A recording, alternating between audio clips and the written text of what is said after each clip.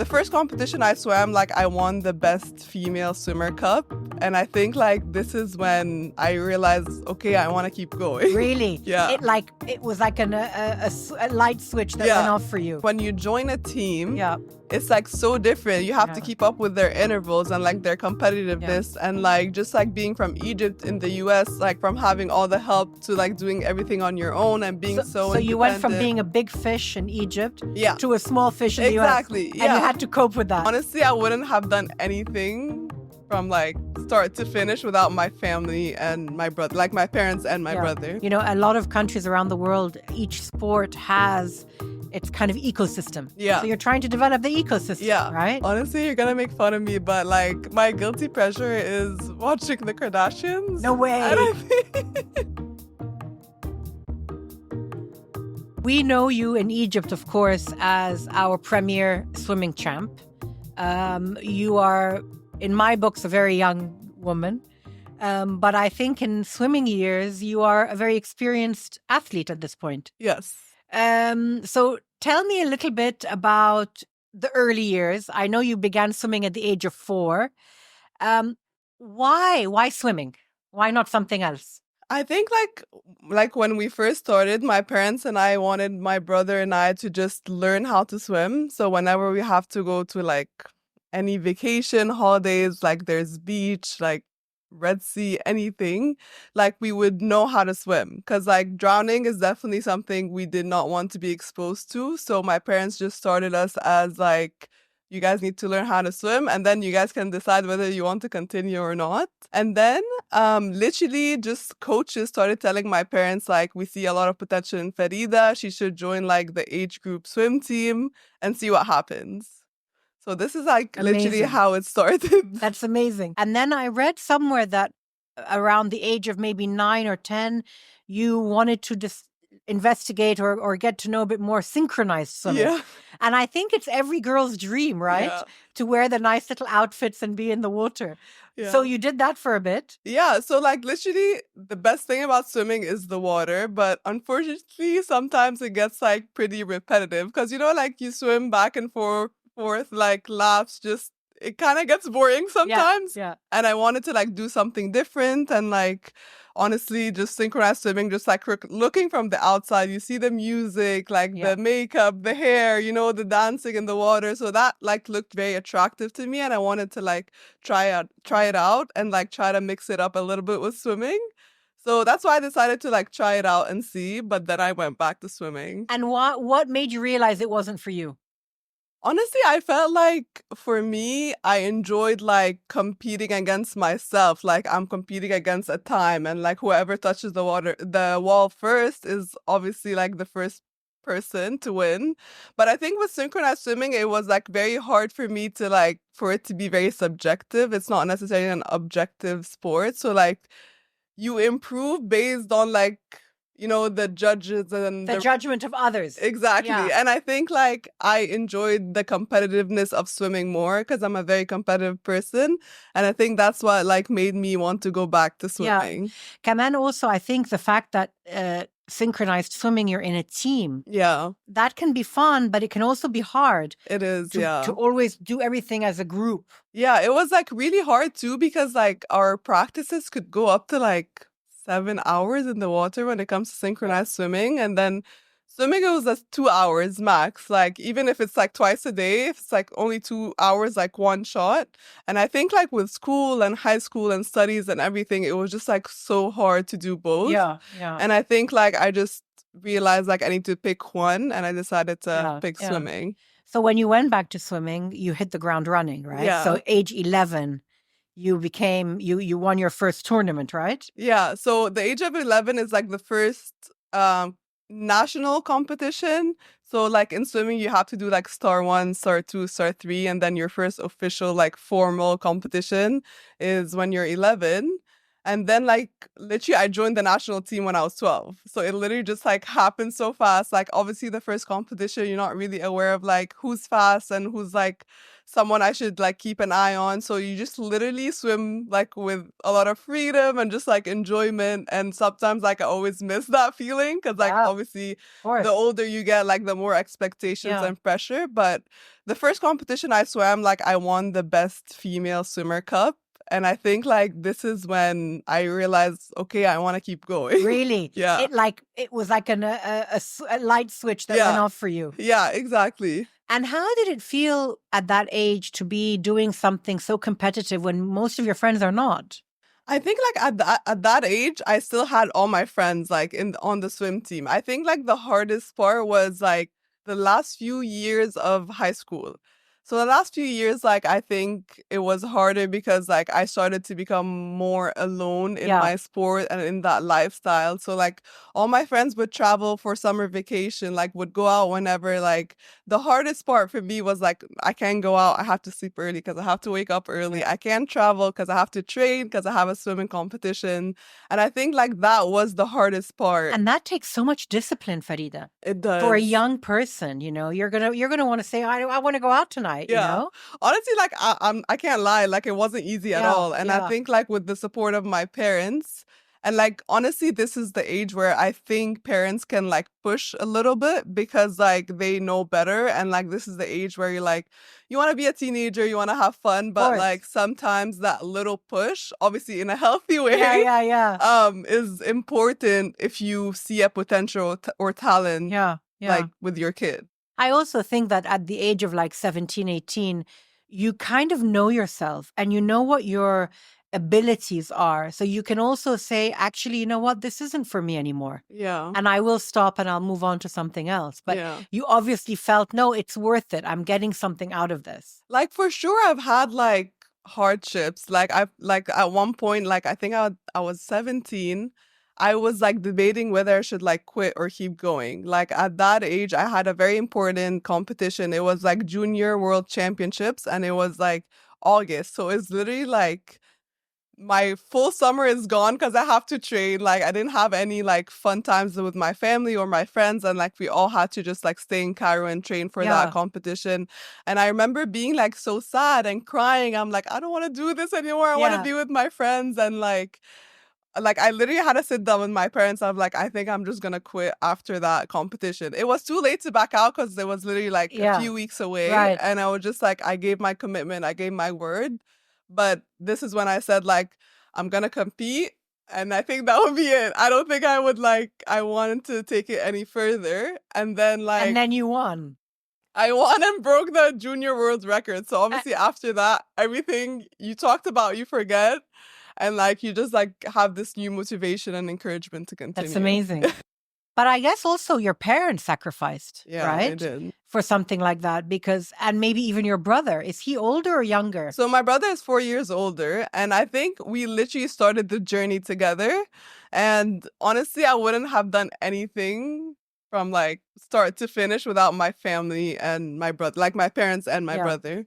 And were they always watching you in your races? Did they come into all the swim meets? Yeah, they would literally travel. Like even that competition was in Lima, Peru, and they had to go all the way to Lima, Peru. The competition is in South Korea. In South Korea. Sorry, they would come. And your brother started the journey with you. You said, but obviously didn't carry on. Like he stopped. Like he kept swimming until high school, and then he went to college in the U.S. and just decided to. So my children are at CAC. No way. Yeah. Okay. My good. eldest graduated 2 years ago. Okay, and thank you. And my younger one is still there. You're a legend in the school. Thank you. And when this comes out, I'm going to send it to the school because you are a big deal there. Thank you. You know, you are very inspirational for the students. Honestly, just like growing up in like I only went to CAC the last 3 years of my high school. I started off in lycée, but then like I went to CAC because I knew I wanted to like get the American system and like I wanted to travel to the US for college. And they're very well known for their swimming team. Yeah, they're very well known for like with their swimming team, but I think just like understanding that like being an athlete, a student athlete is like where they supported me most to like keep going. Yeah. Having to take yourself out of situations where your friends are, having to think of your sport, yourself, your discipline always first. That's hard. That's really It's hard. really hard, you It know? honestly takes a lot of like mental strength Yeah. and discipline for sure, and like having a supportive system and like a very supportive like parents, just like Yeah. people around you who really support what you're doing and Yeah. like help you when Yeah. things like are hard. So you mentioned a couple of the swim meets that you attended around the world.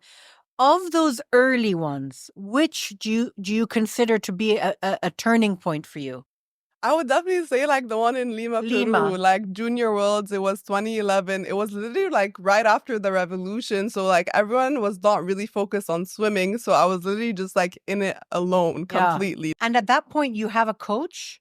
Yeah. You had your own coach, a national coach? No, so like I was in Nedi Gezira and like I had my coach there and like it was like at that time there were curfews and Yeah, I like all remember, that. yeah. So like Yeah. we had to pick our practices like right before curfew, and sometimes I had to do doubles, so morning and afternoon, like even before the curfew. Yeah. So that was like really hard to maneuver and manage everything. But I think like good thing we kept going because like I achieved what I wanted. So Lima was a turning point, and you were 17? 17. 17. Yeah. And then what? And then you kept going. You graduated college, school. Yeah. Then you went to university. Yeah, so like I graduated from CEC in 2013. I got recruited to swim on like a scholarship in University of California, Berkeley. I graduated with a degree in marketing and advertising, and then you swam for the university. Yeah. So like NCAA level, like just like a lot of dual meets and like competitions. How like, was that? Honestly, this is when I like re-loved the sport, if that makes sense. Like at that point, like during Lima, Peru, it was like really hard for me because like I was doing it all alone. But then when you travel and you like, you know, like the American team spirit, like we do like the lifestyle together. We literally like everything happens on campus and you have like your like and teammates. You're part of a group, Exactly. right? So you're not alone and everyone was going through the same thing. So it was definitely easier on me to like keep going. And then when I graduated in 2017, like I decided to stay another year to like be a professional swimmer and just like literally just focus on swimming. And then literally just continue to be a professional swimmer up until now. The American system or the American way suited you. For right? sure. Yeah. And what can we learn here? And what can we bring back from those experiences as a sport or as a federation? I think, you know, as you get older, as you progress in your career, I feel that might be a direction you maybe are interested in. Yeah. But it's interesting because you said somewhere, I think it was maybe a year or so ago, that you wish you had been given support as a young amateur that you have been given later as an adult professional in Egypt. Yeah. But when I heard that comment, I wondered whether that was unique to Egypt or whether that's everywhere. I think like the biggest thing we might be lacking some sort is just like giving the support and like the full system, because it's not only a swimming coach and a gym coach. Like there's so many things in swimming that help make the big difference and the big jump from being like a national swimmer to an international swimmer. Just like something like sports psychology, I got introduced like really late in my career, like recovery. When did you get introduced to that? Like in the university, we like got introduced to it and like we started doing things as a team. But like 2019 is when like one of the world championships competition, like I got really bad anxiety because like I already had medaled in my first world championship in 2017. So people were expecting the same thing in 2019. And I think like I was having a really hard time managing the pressure and the expectations. And like, I got really bad anxiety to the extent that I went to the hospital the night of my race, you know, like it became like this bad because I couldn't really handle the pressure and expectation. And this is when I decided like, no, I need like professional help, like one-on-one sports psychology. And how had you heard about that as a resource or as something to turn to? Honestly, in the US, like this is when they started introducing this to me. And I think like it helped me so much, like as a build up to start like one-on-one professionally doing it. What has been the hardest thing as a young athlete, not now, but when you were still finding your footing? What was like the hardest thing that you had to encounter? I think the hardest thing for me was like leaving Egypt to go to the US. And like that first year as a freshman was one of the hardest years of my life. Like, even if you call my parents or my brother, like sometimes I would call them at night and like having so much anxiety that I don't want to wake up to go to practice because like it was like so hard. Like, Because the sport itself was hard? It was a so different like league, or? so like in Egypt, like all practices were pretty much tailored to me, like to my strengths and weaknesses. But Yeah. like when you join a team, Yeah. it's like so different. You have to Yeah. keep up with their intervals and like their competitiveness and like just like being from Egypt in the US, like from having all the help to like doing everything on your own and being so So you went from independent. being a big fish in Egypt Yeah, to a small fish in the US. exactly. And you Yeah. had to cope with that. Exactly. And honestly, like the coach there was like very hard. Like if she was like always on top of us because like there were so many good swimmers. So if you weren't on your A game, like Yeah. the next person in line is gonna, Sure. you know, so always wanted to be on your A Yeah. game and like be on top and like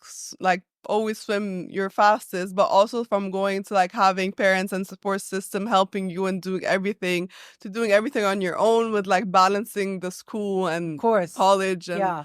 it was just like a lot the Of first course. year of a lot of like, because you know when you move to any new place, like the adaptation like takes time. And anyone who moves to go to university, if you're moving countries, it's tough. Yeah. You're learning to live on your own. Yeah. That's tough. But Yeah. on top of all that, you've got this competitive swimming element as well. So that's really hard. Yeah. Did you find a lot of people around you burnt out? People on your team? Honestly, no. Like the best thing on that team was like we focused so much on like what mattered. So like in swimming, it's more like the technique and like how you execute your race, not necessarily just like fast swimming all the time. And this is what helps like athletes or swimmers stay longer in the sport because like of those little details. Right. And I think like I've learned so much from my teammates because like I said, I was like doing everything alone in Egypt and like being on a team and like learning everything. Are you still friends? Yeah, for sure. Like one of my college roommates, like I lived with her my whole college experience and we're still best friends. Where is she now? Spain. And is she a swimmer? She just retired, but like we've been swimming together for forever. Yeah. Wow. Yeah. Wow.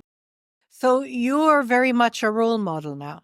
You know that. And I want to know, that comes with pressure and that comes with responsibility, maybe. Yeah. Some you might consider it that way. What does it mean to you to be a role model? I think like definitely it's an honor for sure. And I take a lot of pride in it. And I think like I know sometimes it could add a lot of pressure and responsibility, but I try to take it as like a motivation. So like being a role model, not necessarily just as a fast swimmer or like a champ. But I think like for me, it's very, very important to show that you can be an all around person, like a good person, obviously, like just a social, you know, like having a social life is also important, like very good academics, like being a good swimmer. And I just think like being a good person all around is something that I strive to, like for the younger generation to see that not only like you're a champ, but you can also be other things at the same time. And I think that that one motivates me, like anything I want to do next or like that, like motivation is like, it gives me that fire to like, helps me keep going. Yeah, everything you said definitely is for sure. But I think the extra layer is that you're a woman. Yeah. And you're not doing any kind of sport. You're doing a sport that is, you know, by people would consider you're dressed revealingly. Yeah. It's exciting as if I was a young girl now and watching you, I would think that anything is possible. And whereas before things would have been closed off here, now they're not. How has that been for you? Have you had little girls come to you and be really excited? Yeah, of course. I think like it was definitely hard because like at the beginning of my career, like I used to get affected about, you know, social media comments of like, you're wearing a swimsuit, like how are you still doing this? Why are you choosing this sport? And I think like in the beginning, it definitely affected me because I didn't really understand that mentality. But I think for me, I decided to like focus on what's important. Like my swimsuit is like like a football player, that's like his ball. It's like your identity almost, right? You know, and I just think like focusing on what's not important is gonna keep draining me. And Yeah. like this is where I start to like protect my energy and Sure. protect my Yeah. peace, you know? So just like it was definitely hard because I had to learn the hard way because I was like the first one to do a lot of things. So like I pretty much learned as I went. So hopefully after like doing that path for the people behind me, for the swimmers behind me, like even the athletes, just to like have an easier path. Yeah. I want to talk to you a bit more about the religious element. And you know, I feel, but I might be wrong, that people are looking past that now. Yeah. Right? I feel that people don't see that anymore. Yeah. But you tell me your experience. So, like I said, in the beginning, it was all hard because, like, Yeah. I had to tackle all of these. But I think the more you normalize it, the more it becomes Exactly. okay for people that to talk about to also do the same thing. Like, I think religion is definitely something from within. Like, anything obviously, stuff that I do outside will definitely affect. Yeah. But I But think it's a personal thing anyway. it is. It is. It's a personal thing for sure. And I think, like, I saw swimming not as like something against my religion, you know, and this is why I kept going. I kept fighting for it. I kept showing, like, leading by example, showing that you can still swim and be a good Muslim girl. And I think, like, this is sometimes was hard in the very beginning, but I think, as I said, like, the more you normalize, the more. And so, to give me an example, you've had some kids come up to you. What has been their reaction? I think it's definitely excitement, and I think I really enjoy that because sometimes genuinely, like, I forget, and I think, like, when I get that reaction, I, like, get that reassurance and, like, excitement of, like, okay, I need to keep going for them. And honestly, everything I do, yes, the medals are great, yes, like, the records are great, but I think, like, the legacy behind you is what is most important. It's like what you leave behind for the people to follow. And I think this is what I want to do for the younger generation, just like the development of the sport. Let's talk about Glamourous Farida. Yeah. My favorite. Your favorite part. So tell me, I mean, because you know, you're obviously in sportswear a lot, but obviously you're a girl and you like to dress up. And so how, you know, what's you know, do you have labels, brands that you like more? How do you keep the two balanced? Honestly, like, any opportunity or any chance, like, I get to dress up, I'll do it. Like, I really enjoy dressing up and doing all these photo shoots that are not sports or swimming related because, you know, you wear like cap and goggles. That's like very boring. But there's a very cool campaign with you in it. And I don't know if it was for the Olympics last year, but it's a fierce campaign. Is it a red swimsuit? I think so. Yeah. I know what you're talking about. It's incredible. Now, honestly, might be the only few ones that it's an amazing series of photos. So like, I think because I do the cap and goggles so much, so any opportunity that I get to dress up, like even with my friends or like whenever I'm doing anything that's not swimming, I try to like take that opportunity to dress up because I really enjoy it. And like, I know when it comes to like swimming, like not all the girls are like girly girls because you're an athlete, but I think I still have But you are. I still have that, and I really want to like still have it. Come on. You know, and like any photo shoot that I get to dress up or like any fashion something related, I really enjoy. Nice. So what is the average lifespan of a professional swimmer? Yeah. What is the age that you kind of feel, I think I need to be starting a phase 2 career here? I think, like, honestly, it definitely changes. Like, every generation is different. But I think, like, right now, like, definitely, I would say 31, 32 is the max for a female swimmer. I think men is definitely just maybe a little longer. But I think, like, only 31, 32 because, like, people want to, like, get married and have babies. They can still come back after, like, giving birth, but I just think like this is where the age is like, okay, maybe I need to start thinking about like something else after swimming. Talking about that, I hadn't thought of asking you this, but since we're here, let's talk about it. The transgender issue. The male swimmers who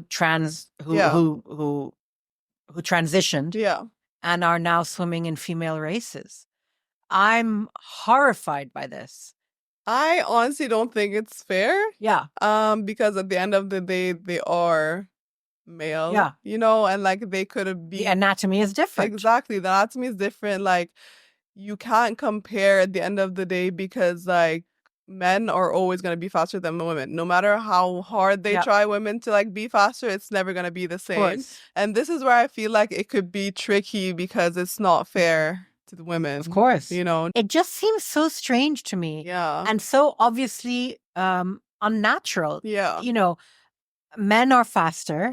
They have their categories. Exactly. It just doesn't seem to make sense to me. Yeah, I don't think so either, but I don't know what's going to happen with that. Yeah. How old are you now, Farida? I'm 29. 29. So are you thinking a little bit about what's coming next for you? I'm turning 30 in January. So like I think I definitely started to think about, okay, what else can I do other than swimming just to like help that transition period. But I'm still swimming, like I still haven't made that decision. Sure. And I know that you've got something called the Academy that you're trying to develop. Yeah. Tell me about that. I think like I said before, like I want to do something with the development of the sport, like even with the younger generation, just giving them like the full system that I lacked growing up and the support and the resources. So like I want to do something like that for like the younger generation, the younger swimmers, like girl or boy, to like grow up and become on the elite level. And by that, do you mean you want to try and build out a kind of an American style team building experience? Yeah, literally like I said, like the full system. So I think here we're lacking like the sports psychology, the nutrition, the recovery side of the sport, just like a lot of things like little details that help in the overall performance that I think if we encourage it at a younger age, it will definitely make a difference. And later. Would you do that for swimming, or would you make it a larger experience for all sport? I think for sure starting with swimming because that's like my expertise, but like sports psychology, I think, and like nutrition, like recovery, like all these things like are covering all sports pretty much. But I think starting with swimming would be important just to like have my, you know, like say and experience in that decision. And have you started to develop this idea? I did for sure. Like we're still in the works, but I think like we're definitely in the right track to do something like that. I think it's super exciting and very needed, as you said. Yeah. You know, a lot of countries around the world, each sport has its kind of ecosystem. Yeah. So you're trying to develop the ecosystem, right? Yeah, pretty much. Just like having the right mindset and mentality towards the sport. And like some people choosing to become professional swimmers is okay. Like even when it comes to like sports management, like I think I was the first one or the first Egyptian swimmer to like tackle that issue. And I think just like everything I learned throughout my journey, I want to like bring back and do the same for the younger. Are there sports management companies in Egypt? Yeah, they are. It's like Sandy. That's Sandy. Yeah. So like timeout management, like we've been together since 2017, and this is when I first turned pro and like started doing that. So like sports marketing, sports management, I think like is really important because the athlete at the end of the day needs to focus on their training and training alone. Like just like this is like their main focus. So and leave everything else to the other people to help you and support you. I like very much this idea of this holistic approach, that the athlete is being given all the tools. Yeah. Because the old-fashioned way of pressure, you burn out and then you don't get the best out of the athlete. Yeah. It doesn't make sense anymore. You know? For sure. Plus, to have a life outside of it. Yeah. To be able to somehow try and have that. Even as a younger person. Yeah. When you're within it at the age of 16, 17, have that ability to, you want to go out tonight? Go out tonight. Yeah. You know? Have and that. This is like sometimes growing up, like coaches would not understand like that with my parents. And I think my parents did a very good job at like focusing also on having a social life. Yeah. Because like you can't just have swimming all the time. Like what if swimming, look at the law, something happened, it's not there anymore. Absolutely. What are you gonna fall back on? Absolutely. You know, it's like you build yourself as a person and not a swimmer. Yeah. I loved what we talked about. This was like the serious part. Yeah. So I want to do this quick fire round. So butterfly or freestyle? Butterfly. Who was the most important, influential person in your life? My family. Definitely like my mom, dad, and brother. Okay. And why? I think like they've been there since the very beginning. So just like having them like being my backbone from start to finish is something I could never like be ungrateful for. If you were to pick a profession other than what you're doing, what would it be? I think I would be like something related to fashion. I think like I said, I really enjoy dressing up, just doing different photo shoots. So I don't know exactly what in fashion, but something related to fashion. Yeah, yeah. Who is the person you most look up to in life? I would say my mom. I think just like my mom is definitely like the more modern mom. I think just like having us kids and raising us, but also having a very successful career. So like balancing She's a everything. doctor, right? She's a dentist. She's a dentist, Yeah. yes. But also now she's like the dean of the New Giza University, like dentistry. Just like watching her tackle all these things at the same time is definitely something very But inspirational. you know that that's who you are now for young girls. Yeah. So like I it definitely pays forward, yeah, I right? definitely learned everything from my amazing. mom. So yeah. Are you a reckless person or do you calculate risk? I think I calculate risk for sure. I'm definitely an overthinker. Sometimes it could like not be beneficial to me, but this is also something I work with my sports psychologist. It's like not overthink everything I do. Also, there's a lot of instinct in what your work is, right? Yeah, for It's sure. instinctive a lot of. Yeah. And like you have to calculate everything because like I said in swimming it's a time. Yeah. So you like calculate everything to perfect your race, you know? Yeah. What's your favorite activity? My favorite activity is dressing up and going to dinner with my friends. What's your least favorite activity? Least favorite activity is waking up early for some reason. Like, honestly, when some of my friends would be like, let's go on a hike at like sunrise. I'm like, no, I want to sleep. Do your practices begin early? So, like, right now, because like I'm only focusing on swimming, so practices start at 8. So I wake up That's at okay. 7. Yeah, which is not bad. Ma'ul. But like high school and college, I would wake up at 5. And I think that's why I'm like, no, I'm not waking up on my free time. I have my children have friends who do swimming and their hours are insane. They are. They're crazy. Yeah, it's like a big dedication and It's a commitment. huge commitment. Yeah. Okay, the last 3 questions. I'm going to begin the sentence and I want you to finish it. Okay. I have a hard time letting go of the past. Interesting. What part of it or why? I think like I said, I overthink and I want to like sometimes it's just like I like hold on to things very dear to my heart. So sometimes I'm just like having a hard time closing a chapter or and opening a new one. I take like a lot of time to transition from one phase to the other.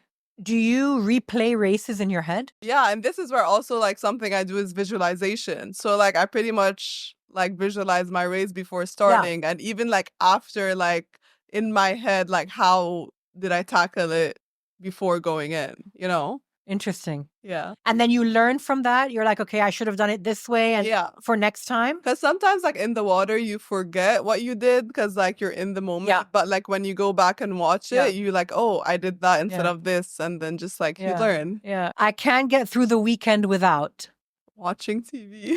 What do you like to watch?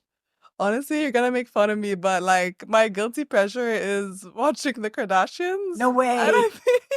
That's hilarious because it's so different to your world. It is so different, and this is where like I like you switch off. I switch off literally. Just like I'm not gonna think about anything. That's just hilarious. like, you know, just losing brain cells as I go.